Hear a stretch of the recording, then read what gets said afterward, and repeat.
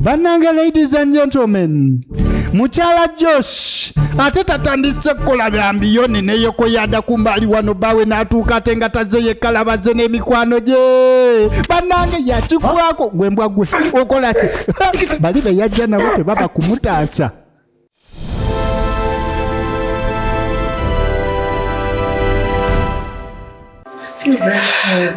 Yes, kalwa tutandikiddewo wennyini we twakomye ekitundu kyaffe kyabadde ekyokusatu tuli kitundu ekyokuna Saabenzi Josh Omunigeria eno nsonga nkulu Saabenzi Josh omuki Omunigeria firimu egenda mu maaso wano wennyini twasembyeyo okulaba nga mukazi wattu baawe we yabadde agezaako okwenda ku mukwano gwe. Mukwano gwe yazze n'abimugamba. Omukazi yanyiize bambi n'akaaba naye n'alayira n'agamba nti nina okubaako kye nsooka okukola. Then I have to do before I make my final decision. Nga tannabakola kusalawo kwe kusembayo. Wano nakugambidde besiti musajja ne nkugamba nti nokola ebirala byonna mukwano.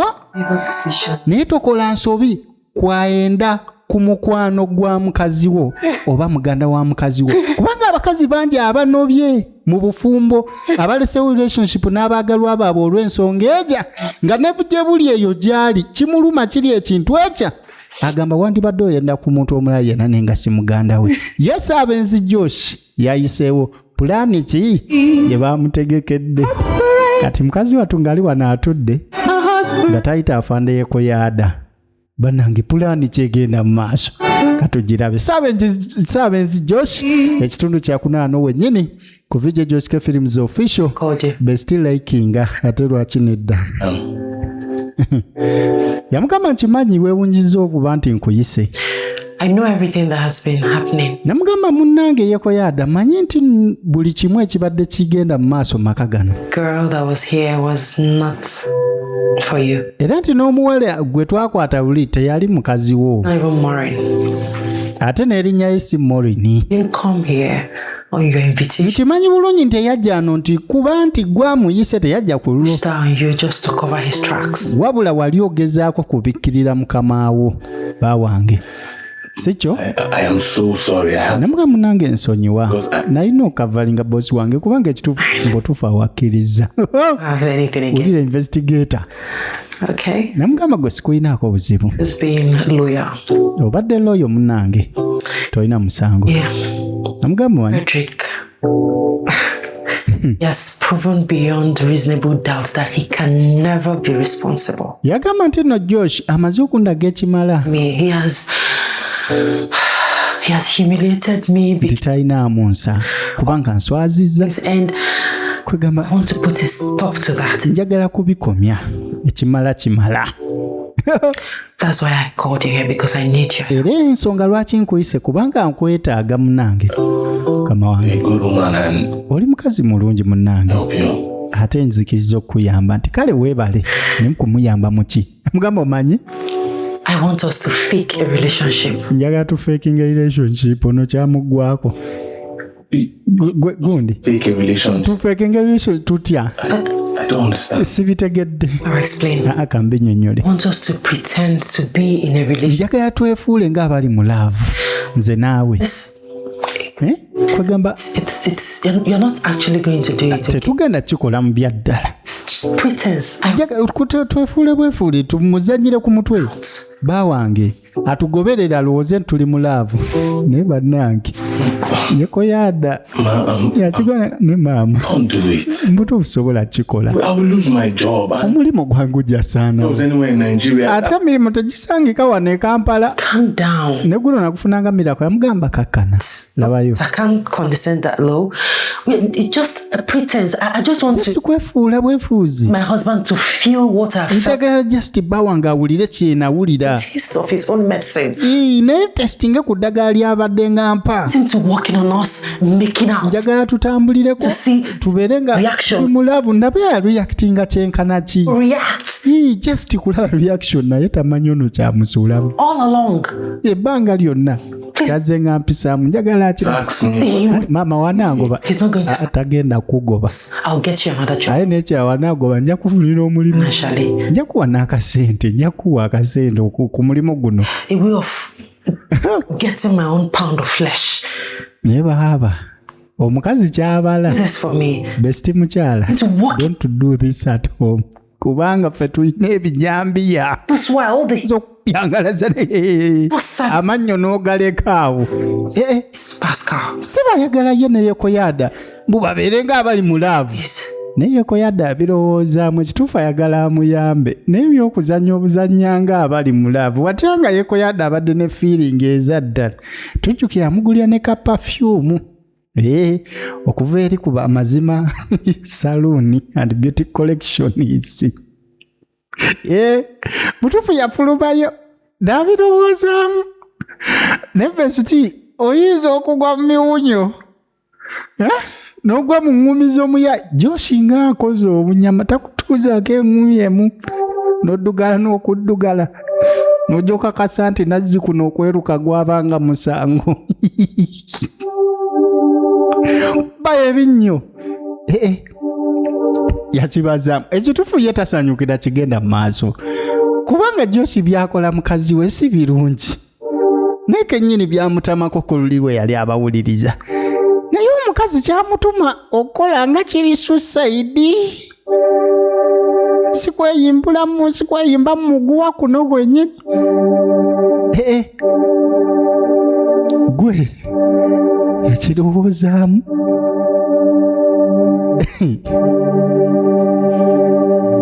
waliwo ekintu ky'oba ogenda okukola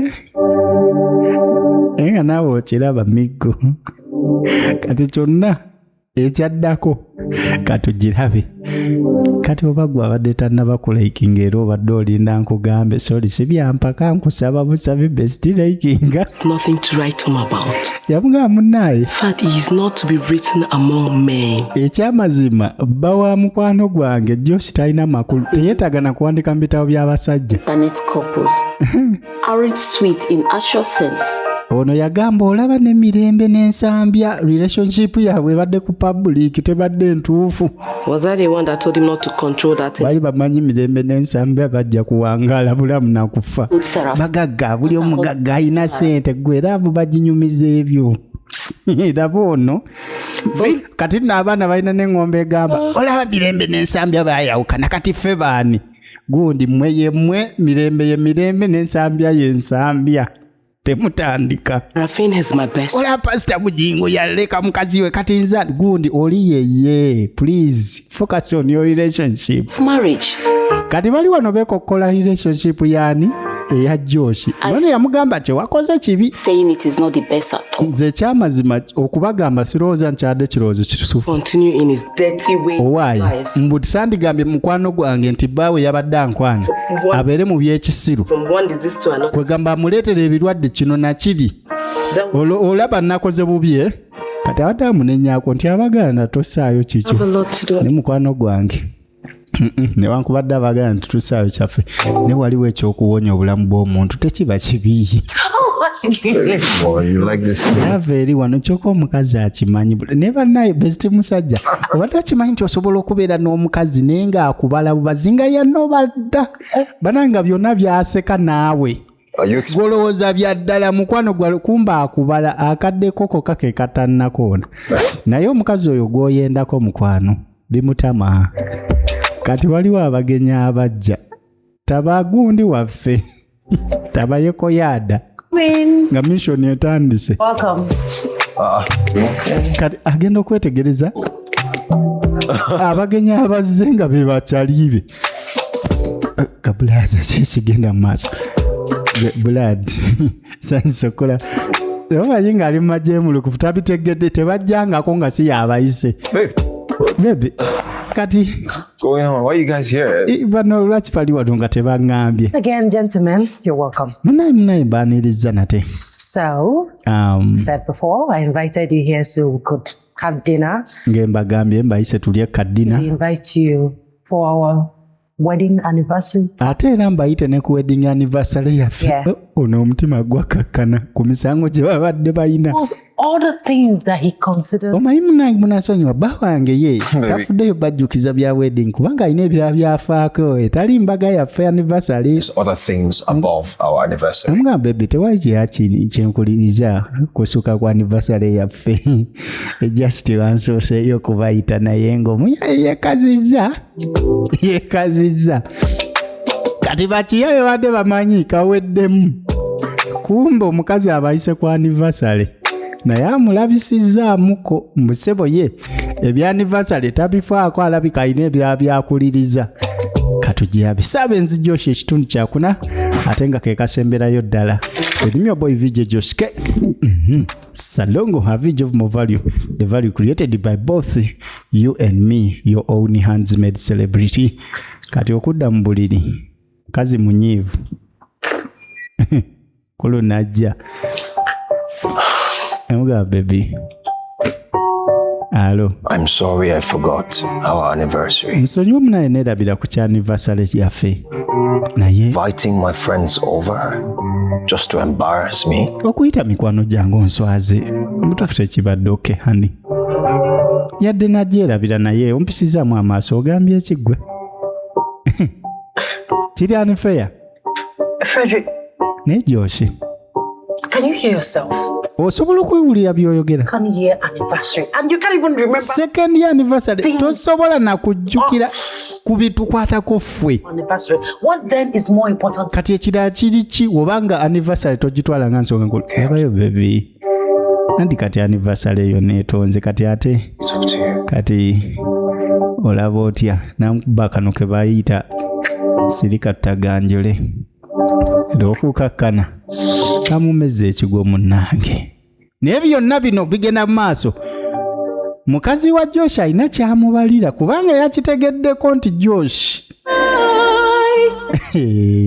yabadde ayagala kwegalabanja best friend we. Kati best musajja kano kankakubireko nako. Buli womalanga okwegalabanja n'ogwekikoowukoowu mama w'abaana n'omuleka waggulu ng'akutunuulira obanga atunula. Besti musajja manya nti either toyina kyokoze oba tomutuusiza gy'alaga oba munyiivu alina kyakubalira. Kati weefuule yeebase otunuleko owe wange mukusiza yeebase naye oba omukulu akubye busingizi n'omukazi yamutunulira kyokka tekikyangala manjanga luli. Eri yali reconciliation sex S gweddamu ebyo byaggwawo. Kati akuba kamu nga ka mu China. Ebintu by'aba China nabyo biduplicate bulala. Nyawo like nga tugende mu maaso besti kati omukulu Stepped out to get a few things. ne wadnaye Saabenzi Josh atama. Wallahi Saabenzi Josh atama. I become 10 minutes. Yeah. Hi, baby. Atumize ekyokulya ekirala. Omuyaye takutono. Alright, we need to do this and we need to make it. Naga munaye tukanguye mangu. Nina anniversary y'okugendako. Naye bannange lindako. You said still you couldn't resist sneaking. Ogenda ku anniversary ate tosobodde okukigumingiriza n'ompito ngalaba nje. Saabenzi ssebo yayita omuntu amwegote ku anniversary.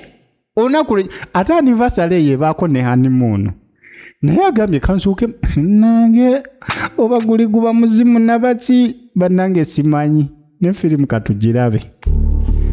Bannange ladies and gentlemen, mukyala Josh ate tatandise kukola byambiyoni neyoko yada kumbali wano bawe n'atuuka ate nga taze yekalabaze n'emikwano gye. Bannange yakigwako gwembwa gwe okola ki?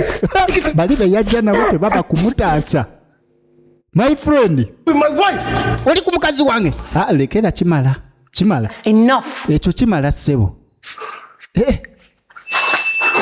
Omukazi. Now we know how it feels. Kati ndowooza omanyi bwe kiruma olabye bwe kiruma How it feels to be cheated on. olabye ekiruma okwenda Dread to be humiliated. olabye ekiruma okubeera ng'oswazibwa bannange omukazi akikoze kagenderere A taste of your own medicine. munaye ndowooza kati olozezza ku ddaga omanyi okwatira omukazi mu bwezi naye ng'akulaga mbu kibadde kipange mbwera mbu I'm done with this. bw'abadde akikola kugezesa mbu era kati amaze mbu kati Lawyer will serve you the mbu kati anoba mbu olwo era kati mbulooyo agenda kuleetera empapulo zisaininge bannange ne Joshi ayagala omukazi ono ne gwe kyamukoze okimanyi bebi kati yaba falasiko bebi naawe rabayo gwe nkuyiseemu eŋŋumi gwe mwana ng'ogize nnyo okusinga gwe bendedde omusajja omukazi kiki bino bye nagambye nange nja kutonya Yekoyada naye tajja kubikkiriza byaddala omukazi yanoba agamba ndeka lawyer will serve you the nga wenkugambye looyo ajja kuleetera empapula za divorce osayininge mukulu nze ŋŋenze ku anniversary kwennyini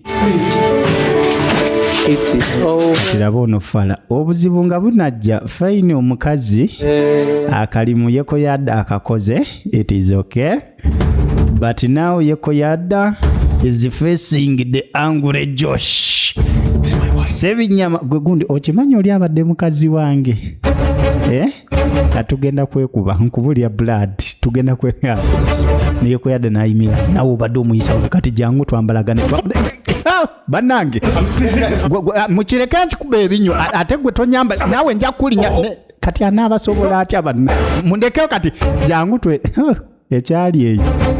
ekyali munda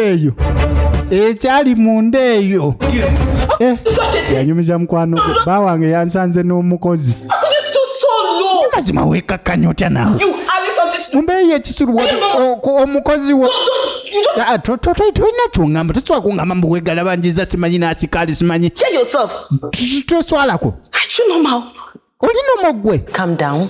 yamugamba kakasi Sit down. tuula wansi nkumonyole byabadde bitya kati amugambye statement esoose bawange yansanze n'omukozi Yekoyada namuteerako olugero byabadde bitya besitigiwe like kubanga obadde tonnaba likinga tugende mu maaso kiswaza likes okuba entono ennyo nga views nyingi nnyo kati bw'obadde oviewinga oli ku kirwaki to like esimu sange ombadde nsaba bambi besti likinga ati munnange namuteerako story namugamba mulezi yajja namugamba nkimanyi weewuunyiza okubanga nkuyise nti ye namutegeeza namugamba nti buli ekibadde kigenda mu maaso mu nnyumba eno kati nkimanyi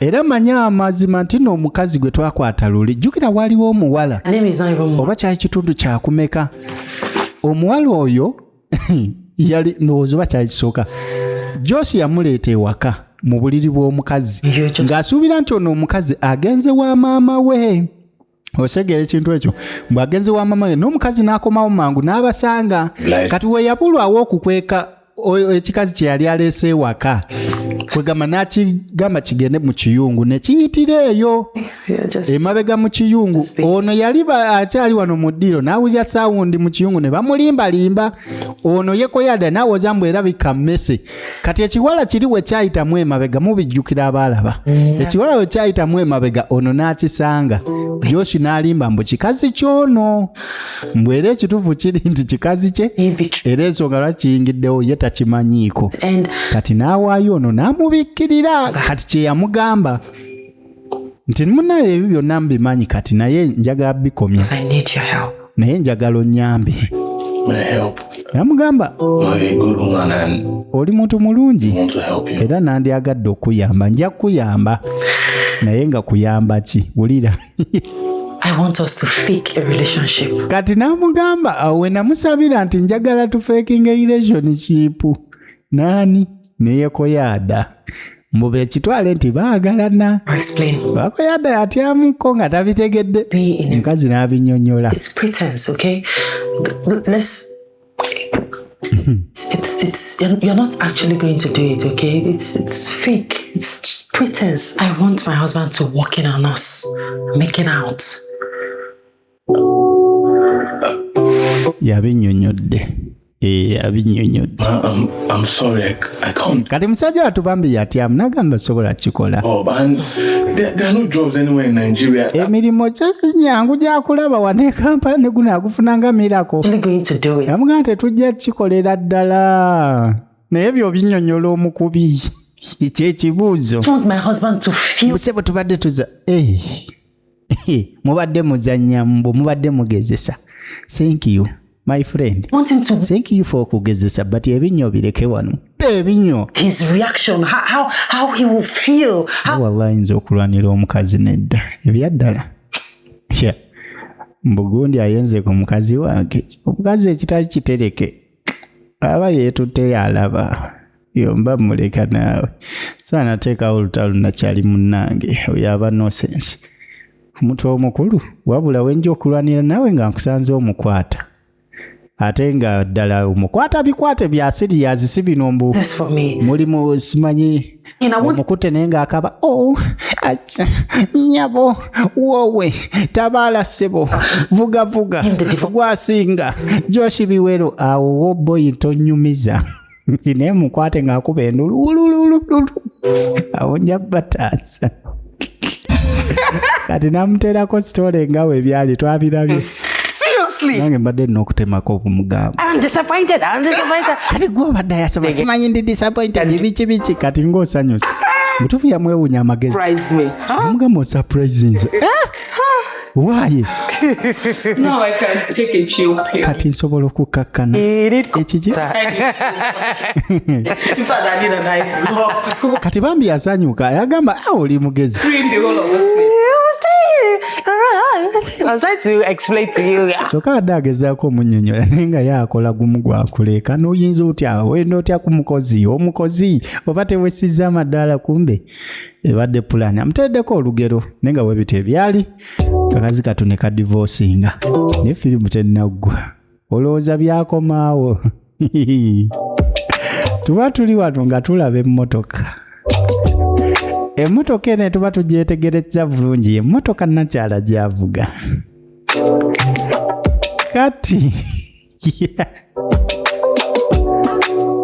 atanaba likinga onkola bubi mwana nyega mu kigalo ekyo kawutaninge black kati ono omuwala aba avaayo bw'ati ng'alina gy'ava tebaamusalako yekoyaada ng'alina namizungo nga bajja bawamba omuwala bamuteeka mu bbuutu yekoyaada ne namizungo nga bawamba ekikazi kino ekikazi tukimanyi kyakulya kya Joshi kati nze yeebuuza bakyagaza ki ng'ate mukazi wa Joshi yanoba divorce yes katugirabe Saabenzi Joshi ekitundu ekyokuna tulaba amagezi g'abenzi ate ne tulaba n'ebyolekedde otuuka ku benzi ne bebendako okategedde akantu ako kati bwe baatuuka Samuel kiri kyakanya kuba bbuutu ne bakiggulira gwejjayo ebininkini byo bireetaano leeta ebitaabyo n'abakyala ng'avaayo ate wano tuli kuki omukazi tanobanga byaddala kiki naye kyekigenda mu maaso We meet again. owaayi tuzzemu ne tusinkana kyekino ekiwala Level. ekyali kikazi kye bagamba mu kikazi kya mukulu ono ani yekoyaada Because you already know what you did. namugamba omanyi bulungi kye wakola You slept with my ex-husband. sebo na ex we amuvunaana kwebaka na ex we With you. He brought you into my matrimonial. okimanyi yakuleeta mu nnyumba You on my matrimonial bed. eyange ey'empeta You defi- n'akugira ne ku buliri obutukuvu With your stupid, shapeless, smelling body. ng'oli okulembeza kino ekibiri ekiwunya obubi mu kiri kyepulesi awo olimbyemukko ssebo kirina ebininkini kyakubuuza kyonna kakasa nti okiddamu directly owulidde I'm sorry. ye bannange Need you up- saagala kwetondako I want you to tell me the reason you came to my home. njagala ombuulire lwaki wajja mu maka gange ogatabangula From you. bakubuuza ddamu Your husband approached me. nange baawe yankwana Said him. nange My nemukkiriza husband approached you yakukwana and you accepted, n'omukkiriza knowing fully well ng'okimanyi bulungi he's a married man. musajja mufu mbo olina amagezi omufumbo bamukiriza mbwagwe kati amuvunaana kukkiriza mufumbo. Listen, Wuliriza, no longer married to Frederick. sikyali mufumbo eri Joshi, Teach you a good lesson naye njagala kusomesa essomo so that in your miserable life mu bulamu bwo obuddako you will not go close to oleme kuddamu kuzungira ku bafumbo. Omanyi Frederick, kola kyolina okukola baasi what are gira like gaziya akaninkini sharing. You want to spice it up, you know. munnanga nti munnaye kyekikuzunza twagala tukiteekemuko kaamulali. Abasajja bagala nnyo okulya ebyokulya ebiriko kaamulali baasi. Kati bannange mukazi wattu nga bamukwata bamuteeka kaamulali mu mbugo nga ye koyada yakulembedde sonsekayo kakasa nti agumira. Kaamulali mukaninkini kiba kitya? Kaamulali mukaninkini kiba kitya? Bamulanga omusango ogu kukkiriza musajja mufumbo afuna essomo limu. Toddamu okuyingirira amaka g'abafumbo wabula besiti liba essomo lyo yadde tebakutadde Kaamulali mukaninkini. Omusajja omufumbo mwesonyiwe. Joshi mufumbo, lwaki onkubira essimu okumpaana olowooza owe wakatabi mpaana? Nalongota mpaana obadde otya? Thank you so much. Kyebaakola mukazi wattu I don't know what I could have done with her. ono yakkakkana n'asiima mukwano gwe. An amazing human Yagamba nayo wa mukwano mulungi. for supporting me. Webale kunsapootinga I mean, in fact, naye nga mu mirimu ki. everything you did and still doing for me. Buli kyokoze era kyokyankolera munaye ndi musiimu. Amen. And bless you too. Namugamba Mukama akuwa omukisa naawe.